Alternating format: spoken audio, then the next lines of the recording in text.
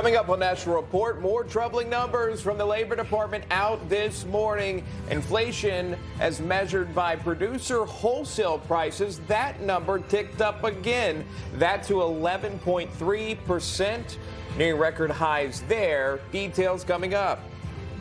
President Biden continuing his trip in the Middle East. He's already hosted a joint press conference with Israeli Prime Minister Yair Lapid. Hear what the president had to say about his high-stakes meeting with the Saudi Crown Prince coming up. And Newsmax's border series continuing. Jason Jones bringing us an exclusive report on the human toll the humanitarian crisis is having on the border every day, the toll it's having on those Americans as well at the border. All right, good Thursday morning to you. Welcome to National Report. Glad you're here. I'm Sean Kreisman. And I'm Emma Reckenberg. Thanks so much for joining us this morning. We have all those stories coming up this hour. But first, we turn to the breaking news this morning. The producer price numbers, a staggering 11.3% for the year ending in June, near the highest on record. The new PPI numbers are just another indicator that prices are out of control, even as the Federal Reserve moves more aggressively to raise interest rates to rein in the country's historic inflation. The PPI gauges the wholesale prices of goods, which of course are eventually passed down to consumers. Yeah, the goods actually risen 2.4% there, so a lot going on. Plus this, a very sad scene here. We know that more than 40 missing here in a rural part of Virginia. There was flooding, a flash flood that happened in this area. Again, a rural part of Virginia, Buchanan County specifically there. You can see landslides, obviously a lot of damage. Governor Glenn Youngkin declared a state of emergency there. We continue to follow that. Again, more than 40 unaccounted for this hour. Meantime, we'll take you overseas. President Biden hosting a news conference with the Israeli Prime Minister in Jerusalem. Our Newsmax Chief White House correspondent James Rosen has been tracking the action from our Washington newsroom. James, good morning. Emma and Sean, great to be with you. This is President Biden's 10th trip to Israel since 1973, his first trip to the Middle East in 6 years. His sessions today with caretaker Prime Minister Yair Lapid enable Mr. Biden to say he has met with every Israeli prime minister since Golda Meir. The two leaders signed a new joint declaration affirming their countries' shared values and security interests. Both men vowed anew never to allow Iran to acquire a nuclear weapon, and the president said his administration is, quote, not going to wait forever for Tehran to decide whether to revive the 2015 nuclear deal. Mr. Biden was also asked about tomorrow's expected meeting amid a wider summit in Jeddah with Saudi Arabia's Crown Prince Mohammed bin Salman. Steve Holland of Reuters asked President Biden what he will say about the killing in 2018 of Saudi dissident and Washington Post columnist Jamal Khashoggi by a Saudi assassination squad that the Central Intelligence Agency has found was authorized by the Crown Prince, a finding that MBS, as the Crown Prince is known, has denied. Mr. Biden signaled he will not dwell upon, may not even mention the Khashoggi murder at tomorrow's meetings in Jeddah. Effectively, Mr. Biden said, I have made my position on the Khashoggi case so clear that if you don't understand it in Saudi Arabia or anywhere else, you haven't been around a while. The reason I'm going to Saudi Arabia, though, is much broader, is to promote U.S. interest. Promote U.S. interest in a way that I think we have an opportunity to reassert what I think we've made a mistake of walking away from, our influence in the Middle East. I'm going to be meeting with 9 other heads of state. It's not just it happens to be in Saudi Arabia. The president will soon meet with Palestinian leaders, although without much besides another $500 million in U.S. aid to present to them. Certainly no meaningful progress on the longstanding Israeli-Palestinian conflict. Then Mr. Biden will become the first president ever to fly directly from Israel to Saudi Arabia, a sign of warming relations between the two regional powers as they both confront the threat from Iran. Emma and Sean. All right, we'll be watching the very latest. James Rosen in D.C. James, thank you. Meanwhile, President Biden's Middle East trip is underway. His first leg of that trip is in Israel, strengthening ties and bolstering security for the region. But another goal looming in the background with a hopeful return to the Iran nuclear deal for the White House. Will President Biden be able to get the Middle East on board with the denuclearization of Iran? Joining me now to discuss that is Newsmax foreign policy analyst and former Trump campaign foreign policy advisor, Walid Phares. Walid, good to see you, and thank you so much for coming on here.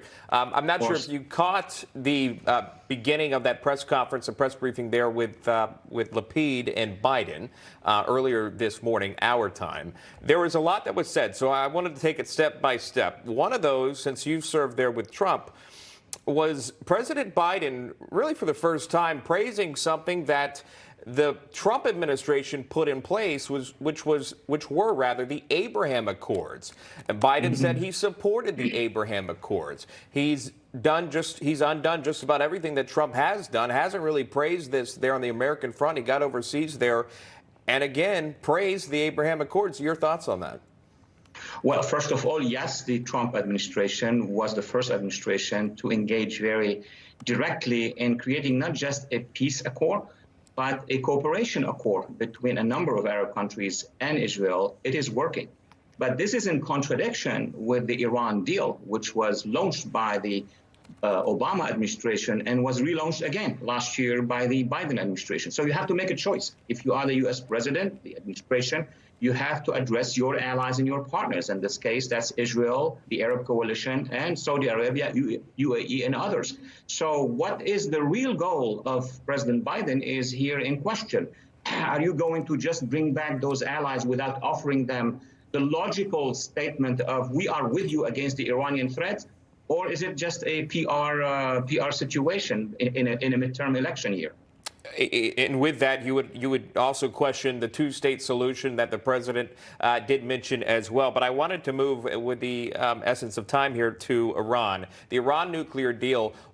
Talk to me about this from your experience. How important is that, or is it not important in this administration? The United States joining yet again or restarting the Iran nuclear deal? It seems to be a push that this president wants. Why? I think the Biden administration is trying to do both, which in my view is impossible. So on the one hand, the administration is heading towards the Iran deal again, now not at so much intensely, but we are sending money to Iran, even before re-signing the Iran deal. The Iranians are using that money to buy missiles, to buy weapons, and using them against the Saudis, against the Arab allies, and threatening Israel. So the partners on the ground, they know it, and they are messaging the United States, if you are with us, with your allies, then you have to let go of the Iran deal. That's the actual bottom line of this negotiation. He also President Biden talks about promoting U.S. interests, and that is the reason that he's making this Middle Eastern trip. Obviously, he's going to be in Saudi Arabia coming up shortly here for the all-anticipated meeting with Mohammed bin Salman. One of the questions from the reporters was, is he going to address the Khashoggi murder, the journalist that was killed? He all but stopped at answering that, only talked about he's against human rights and that if anyone doesn't know where he stands with the Khashoggi killing, they haven't been around long enough. But again, not committing to addressing that with the Saudi crown prince. Should he? Well, obviously he should, and the Saudis are prepared for that. I mean, there's nothing secret about it. They've already made statements. That should be part of the direct, frank discussions between President Biden, or any U.S. president for that matter, and the Saudi leadership. But on the other hand, with the same honesty, he should also address the issue of Iran, because the Saudis are going to ask him, what is it that you're going to do? Are you going to stay in that deal? Is your administration still sending money and support to the Iranian and normalizing with them? That's the much bigger issue in American national interest, because the Khashoggi killing basically is one criminal act, like many states do criminal acts, and then they have to pay for it, which the justice system in Saudi Arabia have done so. And his administration, Biden administration, agreed on this. So now it's really to be honest with the leadership of the region, not just the Saudis, but also the Israelis, the Emiratis, and everybody else. What is the real policy in the Middle East for this administration is the big question. Final question, and I'll let you go, Walid. The gas prices here back in the States domestically sitting at $4.60, according to AAA here. Nevertheless, inflation at a 41-year high. The producer price index rising as well. Gas up 60%. How much of a sticking point will oil and gas be with President Biden and also MBS? Look, in my view, as I have been observing this for decades now, it's very simple. If the Biden administration makes a commitment to the leadership of our friends and allies in the region that they're going to let go of the Iran deal, the Saudis and others will help us. and we will feel this on our pumps here. It's really about the Iran deal, because the Iran deal is a threat against our allies. It's to oversimplify the matter. So what is the decision of the Biden administration? They're trying to do both. It's not going to work. They have to make a choice. All right, Walid Phares joining us live on National Report. Walid, good to see you. Thank you for your time. Hey, I'm Rob Finnerty. Thanks for watching. If you enjoyed this video, please join the conversation in the comments below. Don't forget to subscribe, too. Hit the bell icon to be alerted to breaking news. And remember, there's a whole lot more on Newsmax TV, America's fastest growing cable news network. Newsmax TV, we're real news for real people.